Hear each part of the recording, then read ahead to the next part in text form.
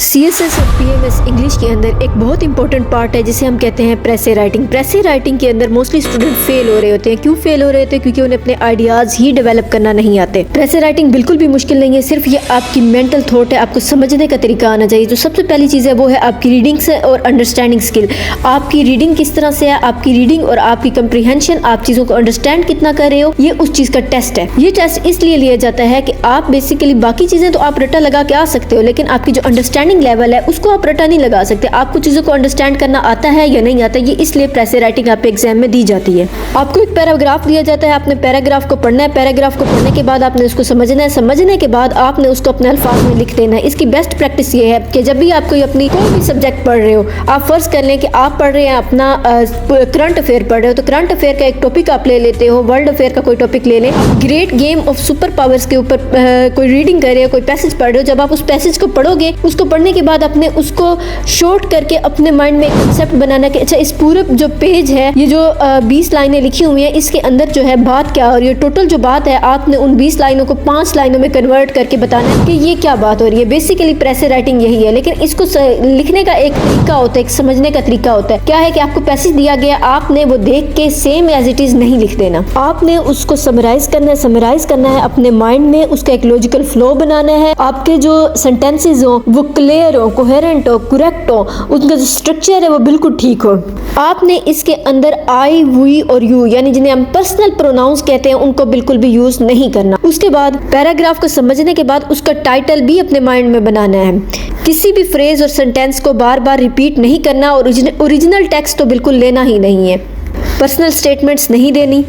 आप ये समझ लें प्रेसे राइटिंग जो है आपका 1/3 ऑफ गिवन वर्ड है, ठीक है। यानी आपका जितना भी पैराग्राफ दिया गया है ना, उसका जो 1/3 है, जो तीसरे का भी आखिरी जो हिस्सा है ना, वो आपकी प्रेसे राइटिंग है, ठीक है। तो अब आपने इसको किस तरह से करना है? आपने इस तरह से करना है कि आपके पास एक पैसेज आ जाता है, जो पैसेज होता है तकरीबन 15 लाइनों का, आप समझे 20 लाइनों का है, ठीक है। अगर वो 20 लाइनों का है तो आपने उसे 5 में कन्वर्ट करना है, ठीक है। अगर आपका जो है 30 लाइनों का है तो आप उसे सिंपली इस तरह से समझ ले, अगर 90 वर्ड्स हैं 30 वर्ड्स पे लेकर आना है, यानी 1/3 पे हमने उसे लेकर आना है। इसके लिए हमें कुछ वर्ड्स को भी सीखना पड़ेगा, जिसके अंदर कलेक्टिव नाउन्स भी आ जाते हैं और वन वर्ड सब्स्टिट्यूशन भी आ जाते हैं। कलेक्टिव नाउन्स कौन से होते हैं? लेडीज एट वन प्लेस, बहुत सारी औरतें एक जगह पे इकट्ठे हो तो उन्हें क्या कहते हैं? Baby. Number of sea girls at one place, अगर बहुत सारे सी गर्ल्स एक जगह पे इकट्ठे हो जाए तो उनको क्या कहते हैं? उनको हम कॉलोनी कहते हैं। कलेक्शन ऑफ पोएम हो जाए तो उनको हम कहते हैं एंथोलॉजी, ठीक है। इस तरह से series of king from same family, एक ही जो खानदान है उसी से लगातार बादशाह आ रहे हो तो उसे हम क्या कहते हैं? उसे हम डायनेस्टी कहते हैं। ग्रुप ऑफ बहुत सारे पुलिस वाले अगर एक जगह पर इकट्ठे हो जाएं तो उसे हम पेट्रोल कहते हैं। तो इसको हम कहते हैं। आपको इसके अलावा भी और भी बहुत सारे कलेक्टिव नाउन्स को याद करना पड़ेगा उसके लिए, ताकि ये है कि अगर पैराग्राफ के अंदर इस तरह की एक लाइन यूज होती है तो उसको हम एक ही वर्ड में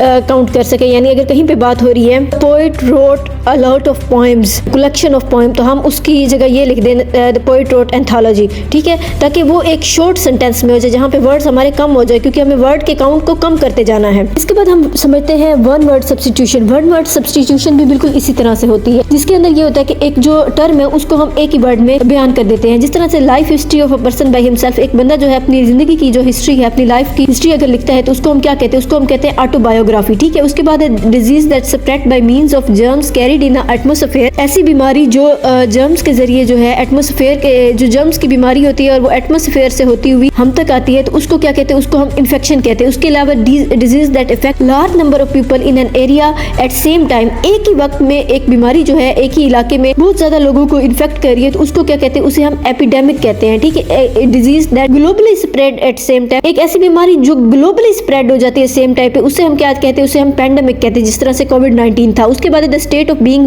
मैरिड होते हैं, उनके लिए कौन सा वर्ड यूज होता है? उसके लिए हम मैट्रिमोनी यूज करते हैं। The person who loves Mankind and offer charity, ठीक है। एक ऐसा बंदा जो मैनकाइंड को पसंद करता है और चैरिटी करता है तो उसको हम कहते हैं फिलैंथ्रोपिस्ट। बाद है वन हु इज पॉजिटिव, जो पॉजिटिव होता है उसके लिए हम ऑप्टिमिस्ट वर्ड यूज करते हैं। वन हु इज नेगेटिव, उसके लिए हम पेसिमिस्ट यूज करते हैं। Who does not believe in God, एक ऐसा बंदा जो खुदा पे यकीन नहीं रखता उसको हम कहते हैं atheist. One who knows everything, एक वो बंदा जो हर चीज जाता है उसे हम कहते हैं जानता है, उसे हमने ओमनीसेंट कहते हैं। वन हु प्रेजेंट एवरीवेयर, जो हर जगह पे प्रेजेंट हो जाता है, हम उसे ओमनी प्रेजेंट कहते हैं।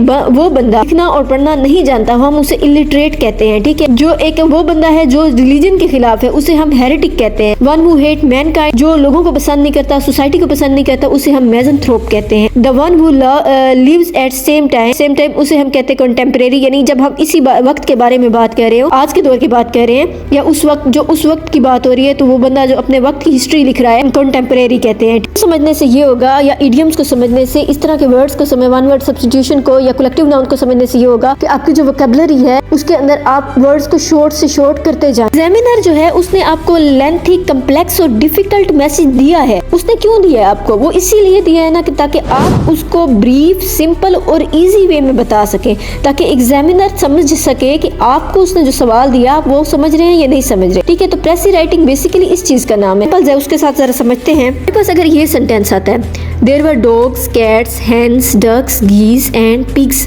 Barking and squealing, crowing, quacking and all over the farm yard, ठीक है। कि यहाँ पे डॉग्स भी हैं, कैट्स भी हैं, हेन्स भी हैं, डक्स भी हैं, गीज भी हैं, पिग्स भी हैं, वो भौंक रहे हैं, वो चीख रहे हैं, चिल्ला रहे हैं, यानी उनकी जो डिफरेंट आवाजें हैं वो बोल रहे हैं एक फार्म यार्ड के अंदर। तो जब हमने इसकी प्रेसी करनी है, तो प्रेसी में हमने क्या कहना है? हमने कहना है different animals and birds were making various noises over the farm yard, ठीक है। यानी हमने उसको, ये जो 3 लाइनें थी, 4 लाइनें थी, उसको हमने 1.5 लाइन के अंदर खत्म कर दिया, ठीक है। एक और एग्जांपल हम लेते हैं। Carpenters, blacksmiths, tailors, shoemakers and those who engage in similar other trades had assembled there to voice grievances and to seek redress, ठीक है। तो जब हमने इसकी प्रेस की तो हमने क्या कह दिया? हमने कहा artisans of various kinds have gathered there to find the solution of their problem. कि यहाँ पे जहाँ पीछे बात हो रही थी carpenters, blacksmiths, tailors, shoemaker, तो हमने सबको क्या कह दिया? आर्टिशियंस, ठीक है। जितने भी वो आर्टिशियंस हैं उन वो एक जगह पे इकट्ठे हुए ताकि अपने प्रॉब्लम का सोल्यूशन निकाल सके। उसके बाद हमारा एक और एग्जांपल ले लेते हैं। You have many weaknesses, one of them is that you easily believe what people tell but you do not verify the fact. तुम्हारी बहुत सारी वीकनेसेस हैं, उनमें एक ये भी है कि तुम लोगों की बातों पे आसानी से यकीन कर लेते हो और फैक्ट्स को वेरीफाई नहीं करते। जब हम इसकी प्रेस से करेंगे तो किस तरह से करेंगे? हम कहेंगे one of your many weaknesses is that you are too credulous, या इसके लिए हम गैलिबल भी यूज कर सकते हैं वर्ड, ठीक है।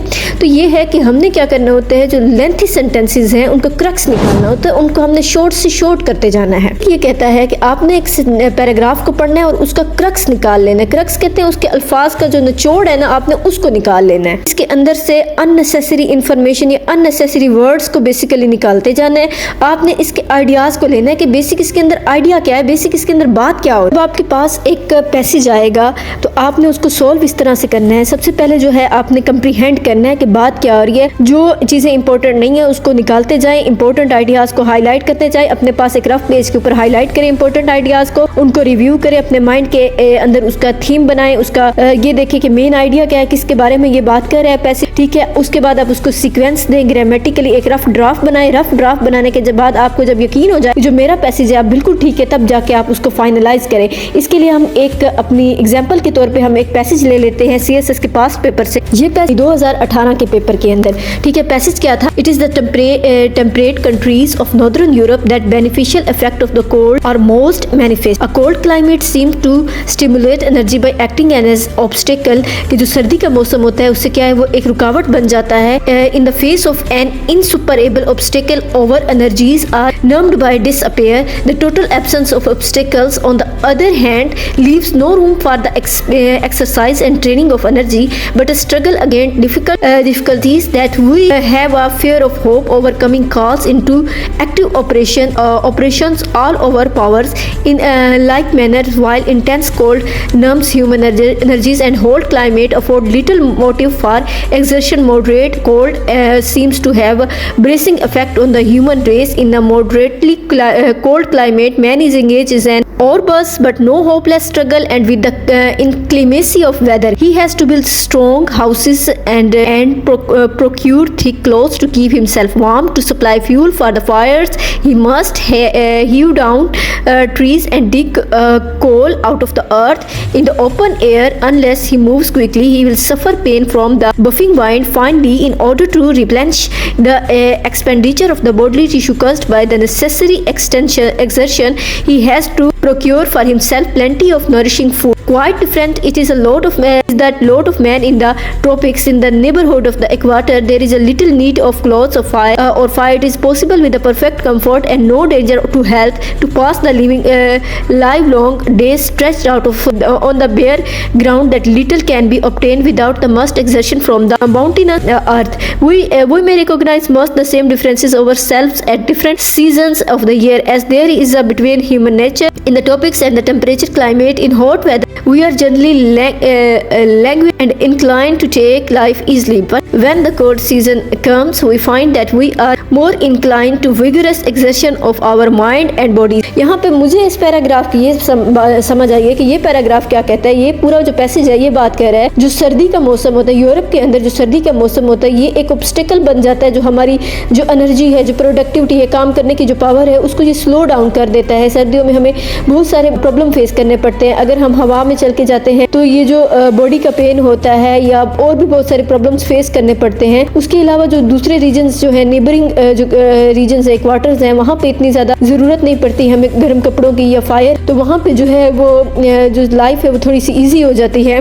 लोग जो है सर्दी से बचने के लिए बहुत सारे काम करते हैं, आग जलाते हैं, लकड़ियाँ इकट्ठी करते हैं, अपने बॉडी को गर्म रखने की कोशिश कर रहे होते हैं। और ये जो सर्दियों का मौसम होता है इससे हमारी ना सिर्फ बॉडी इफेक्ट हो रही होती है बल्कि हमारा माइंड भी इफेक्ट हो रहा होता है। मुझे इस पैसेज की ये समझ आई है। अब अगर हम इसकी प्रेस से करेंगे तो मैं इसका जो है टॉपिक जो है डिसाइड करूंगी the effect of climate on men's productivity, ये भी कर सकती हूँ मैं। इसका ये भी टॉपिक डिसाइड कर सकती हूँ cold weather effect on human productivity, या यूं भी कर सकती हूँ cold weather as an obstacle on human productivity. यानी मैंने अपने माइंड में इसके 2-3 टाइटल बना लिए और टाइटल बनाने के बाद अब मैं इसके ऊपर प्रेस लिखना स्टार्ट करूंगी। ये जो मेरे पास पैसेज आया था इसकी थी 20 लाइन्स और इसमें बहुत ज्यादा वर्ड्स हैं, तो मैंने इसको कोशिश करना है। जब मैंने इसके ऊपर प्रेस की तो मैंने क्या लिखा, मैंने लिखा whereas intense cold numbs human energy, a moderate cold temperature possess a surmountable obstacle which stimulate us to action।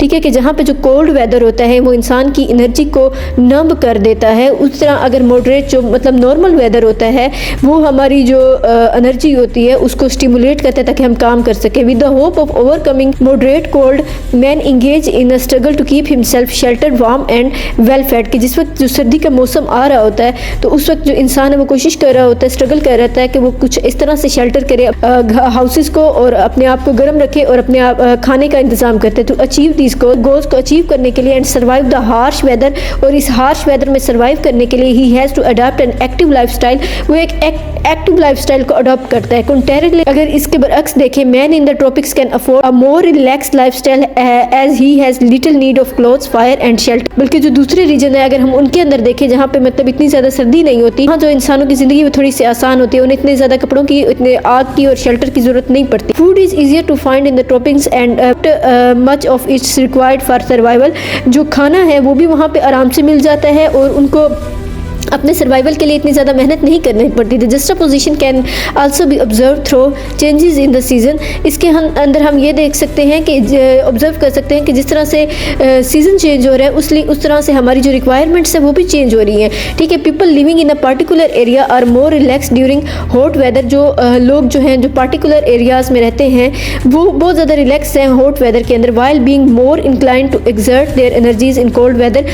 और उन्हें बहुत ज़्यादा प्रॉब्लम होती है जब सर्दी का सीज़न आता है। तो मेरी जो पैसेज था जो पीछे हमने पढ़े, जो हमारे पास बेसिकली 3 जाके पैराग्राफ 3 से 4 पैराग्राफ बनते हैं जो प्रेसिक के थे, उसको हमने टोटल एक पैराग्राफ के अंदर कन्वर्ट करके अपनी बात को ख़त्म कर दिया। हमने यहाँ पे बेसिकली उस जो पैसेज था उसका क्रक्स निकाल दिया। उस पैसेज के अंदर टोटल बात ये थी कि सर्दियों का जो सीज़न होता है वो इंसान की जो प्रोडक्टिविटी है उसके अंदर वो हर्डल्स लेके आता है, रुकावटें लेकर आता है। वह जो गर्मी का सीज़न है उसमें लोग एक्टिव रहते हैं, और जो सर्दियों में जहाँ पे जो कोल्ड वेदर होता है वहाँ पे लोगों को ज़्यादा सर्वाइव करना पड़ता है उन लोगों के बजाय जो गर्म वेदर में या जो मॉडरेट टेम्परेचर के अंदर रह रहे होते हैं। ठीक है, तो जब भी आपने प्रेसी करनी है तो प्रेसी के अपने रूल्स को याद रखना है कि आपने अंडरस्टैंड करना है पैसेज को, उसका क्रक्स निकालना है, उसका मेन आइडिया निकालना है। मेन आइडिया निकालने के बाद आपने कुछ इस तरह से वर्ड्स यूज़ करने हैं जिससे जो हमारे सेंटेंस जितना छोटा हो सकता है उतना करते जाएं। जिसके लिए हमने पीछे बात की थी, हम वन वर्ड सब्स्टिट्यूशन या कलेक्टिव नाउन्स का यूज़ भी कर सकते हैं।